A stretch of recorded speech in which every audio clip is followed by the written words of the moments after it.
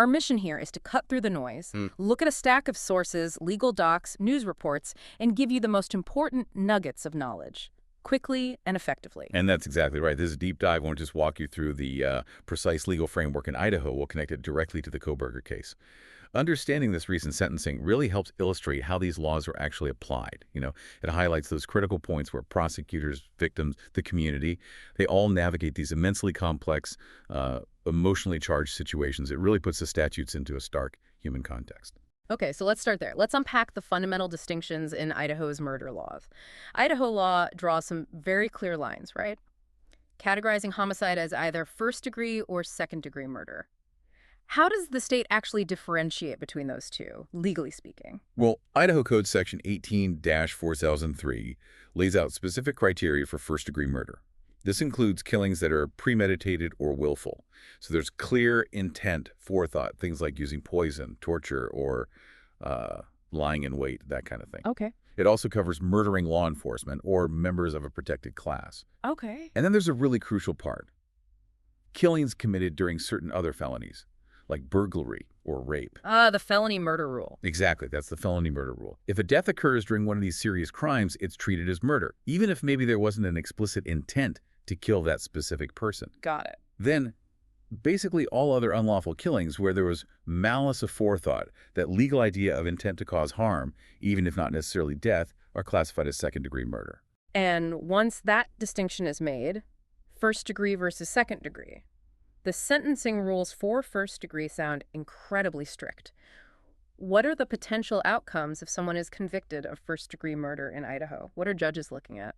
The penalties are definitely severe. If a prosecutor files intent to seek the death penalty, then death is a possible outcome. Okay. This is decided by a unanimous jury, unanimous, or by the judge, but only if a jury trial is waived. And here's a really critical point. If just one juror dissents, just one, then the death penalty is off the table. It defaults to life imprisonment without parole. Wow, okay, so unanimity is key for the death penalty. Absolutely. Now, if the death penalty isn't sought by the prosecutor, or if the jury finds what's called an aggravating circumstance but still decides against death, then the court imposes life in prison. Typically, that means no parole eligibility for at least 10 years. At least 10 years. Right. And there's also something called a fixed-term sentence alternative for first degree. It sounds like a set number of years, but even with a fixed term, the law mandates that minimum period, usually that 10 years, before parole can even be considered. So it's fixed, but still has that parole minimum. Exactly. It's tied to that parole ineligible period. It's not quite the same as a straight life without out parole sentence in that specific way. And how does that compare to second degree? Second-degree murder carries a sentence of 10 years up to life, but with parole possible after that initial 10-year mark. Okay, so it sounds clear enough on paper. First degree, second degree, different penalties. But how do these complex laws actually play out in a real courtroom? That's where legal precedents become so important, right? How have Idaho's courts interpreted these rules over time? Precisely. Precedents are absolutely key. For instance, the State v. Wilson case confirmed that fixed-term sentences are permissible for first-degree murder, as long as they meet that 10-year minimum before parole eligibility. And what's fascinating here is seeing how judges try to balance these strict rules with, individual circumstances and the broader goals of justice. Recent cases like State v. Ish just this year, 2024, they've really emphasized that judges must consider a wider context during sentencing. Like what specifically? Well, they have to weigh statutory factors under Section 1925-21. Things like a defendant's health, their family support, any other mitigating factors, alongside those traditional goals of punishment, rehabilitation, deterrence, retribution. It's a balancing act. And another case, Herrera, that one further solidified the 10-year minimum parole ineligible period specifically for first-degree murder sentences. It explicitly distinguished it from how second-degree murder sentencing works. It really underscores the state's stance on how serious first-degree offenses are. Okay, so we've laid out the legal blueprint, the rules, the precedents. Now, to really see these statutes come alive, let's turn to that case we mentioned, the one that captured national attention, the Brian Kohberger trial. How did these laws actually play out in that very, very public forum? Just to recap for you, our listener, Brian Kohberger, a former criminal justice PhD student, pleaded guilty this past summer, 2025. 4 counts of first-degree murder plus burglary related to those horrific November 2022 murders of University of Idaho students. Yeah, this case is just a profound real-world application of everything we've just discussed. The most striking aspect, legally speaking, was the plea deal itself. Prosecutors chose to drop the death penalty. That was huge. Right. And in exchange, Kohberger pleaded guilty and waived his right to appeal, all appeals. And the motive? Still unknown. Disturbingly, completely unknown. And Kohberger himself, he declined to speak at his sentencing hearing. Said nothing. If we connect this to the bigger picture, why make a deal like that? Taking the death penalty off the table in such a high-profile case? Well, from a prosecutor's perspective, deals like this often serve several purposes. It guarantees a conviction, first off. No risk of an acquittal at trial. It also spares the victims' families what would undoubtedly be a prolonged, incredibly agonizing trial process. And appeals. And appeals, exactly, which can go on for years and years. So it brings a measure of finality, even if the absolute maximum penalty isn't ultimately pursued. It's often seen as a pragmatic legal decision, but one with just immense emotional weight. And after that plea deal, after the guilty plea, what was the actual sentence? It just came down recently. It did. On July 23rd, 2025, Judge Stephen Hippler delivered the sentence. Kohberger received 4 consecutive life sentences without the possibility of parole. Consecutive, meaning one after the other. One after the other. A life sentence for each victim, ensuring he will never, ever be released. Plus, an additional 10 years for the burglary charge, also consecutive. And there were significant financial penalties imposed, too. Roughly $270,000 ordered to be paid to the victims' families. Judge Hippler, in his remarks, he didn't mince words. He called the crimes senseless slaughter.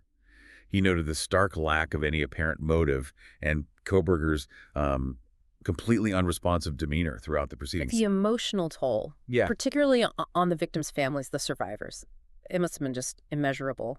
What was the impact of their voices during these proceedings? And what does it tell us about the role victims play in Idaho's justice system? Oh, the emotional impact was, immense is the right word. You could feel it in the courtroom accounts.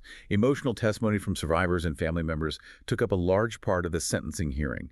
One of the surviving roommates bravely described her ongoing trauma as heartbreaking. And loved ones delivered these incredibly powerful statements, reflecting profound grief, anger, and in some really remarkable instances, even forgiveness. That's incredible courage. It truly is. And this raises an important question about the role of victims in these huge cases. For example, the Goncalves family. They were quite public about opposing the plea deal, specifically the waiver of the death penalty. Right, I remember reading that. Yeah. And while Idaho law absolutely grants victims the right to be heard, to give statements, be present, be informed, it's crucial to understand that legally they cannot override the prosecutor's final decision on plea deals or sentencing recommendations. So they have a voice, but not a veto. That's a good way to put it. Voice, but not veto power. However, it's also worth noting that some local leaders, I believe the mayor included, actually endorsed the plea deal. Their reasoning was that it spared the community the prolonged trauma and division that a full trial appeals.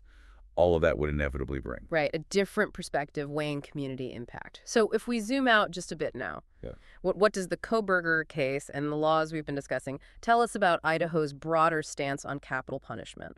Where does it fit in the U.S. legal landscape? Well, Idaho is currently one of the 27 states that still retains the death penalty on its books. Okay. But here's where things get really interesting, and there's a significant, maybe surprising change coming up. Starting July 1st, 2026, so next year, the firing squad is set to become the primary method of execution in Idaho. Firing squad? Really? Yes. It will replace lethal injection unless lethal injection drugs are simply unavailable.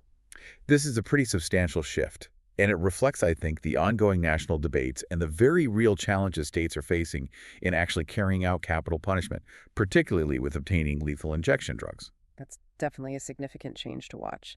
So, wrapping this all together for you, our listener, what does this deep dive really suggest? What are the key takeaways about how justice is administered in these most serious of cases? Yeah, I think what we've really unpacked here is the sheer weight of Idaho's murder laws. They're designed to be harsh. For first-degree murder, you're looking at death, life without parole, or that fixed-term life sentence with the crucial minimum parole ineligible period. Very tough penalties. And the prosecutor's role. Immense. That's a huge takeaway. Right. Prosecutors hold the ultimate key on whether the death penalty is even on the table. And while victims' voices are deeply valued, deeply heard, their legal power to actually change a plea deal hits a wall.